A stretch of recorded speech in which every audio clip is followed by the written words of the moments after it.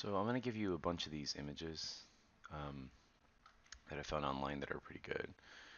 We've just finished doing the body, the full body of a male torso, and then we made it into a statue. So here's some of the reference images we're going to be using. I thought this image was really good. It's of the planes of the body.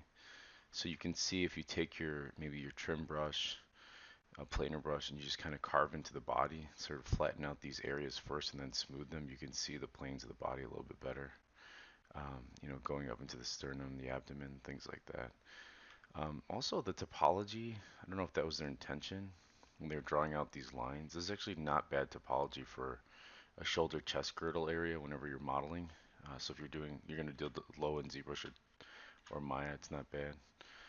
So we're going to jump between this image and then, but we're going to start off with uh, using this image here because it seems like the best 360 we can get, and it's got some really nice normal proportions for a person. So we're going to use this as our sculpt. I'm also going to teach you sort of a trick that I didn't want to show you in the previous lessons because um, you could become too dependent on this and then your models will always look flat, lifeless. So I'll show you that in a second. So let's go ahead and fire up ZBrush.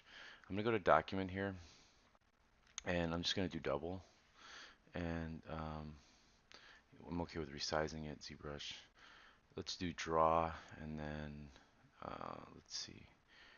We want to, or I'm sorry, document. We want to take our range down to 0. Let's bring back our um, our perspective view, and we're going to do that by creating just a simple sphere. Then I'm going to hit T, and then I'm going to go to initialize, or I'm sorry, let's go ahead and make that a polymesh 3D, and then under initialize, we're going to make that a Q quadded out sphere. Up at the top here, let's go to document, or I'm sorry, draw, front, back, and then what we're going to do is hit Shift P, or you can turn on this way. And actually, let's document. We're going to dock that, not on that side, ZBrush. We want it over on this side. There we go. Come on, let's try that again. We want this guy, and we also want our draw. So draw, let's dock that down here, okay? And so for my front map, I'm just going to import that image from my desktop.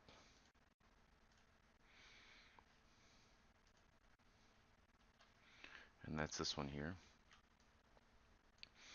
Um, and you can also go to, let's see, adjust here, and then we don't necessarily need this side because we've already got it on this side. So you can grab this little reticle here and maybe just go just the back, something like that, and then hit OK. And then that won't make it so long.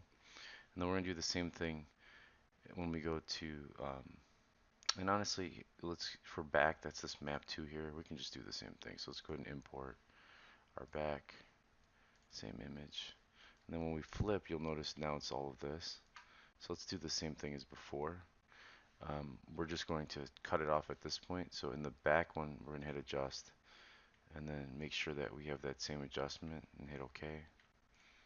You can see now, here's our front, here's our back, right? We're going to have to move our back though, right? Once we get into our our setup, right? So don't worry about that too much now. And then for same thing for left to right, um, I'm just going to grab that same image, go ahead and click on adjust, hit OK. Now they should all be lined up. Yeah, it looks good. Um, let's go ahead and save this out. So file, save as, and then in that female turnaround, female, uh, let's say we'll start off with the torso. So, and then we'll just keep expanding. We'll say like female upper body. All right, and then in our grids, what I'm going to do is hit save, and then just save this as um, female underscore zgrid, and then I'm going to hit save. So that's all set up, and then so what happens is, depending on your resolution size, your graphics card, whatever, these will shift. So you have to click on open here and reopen that. If you notice the next time you open ZBrush, these grids are off. Okay. So I'm going to stop this one here. This is just setting it up, and then the next one we'll start sculpting.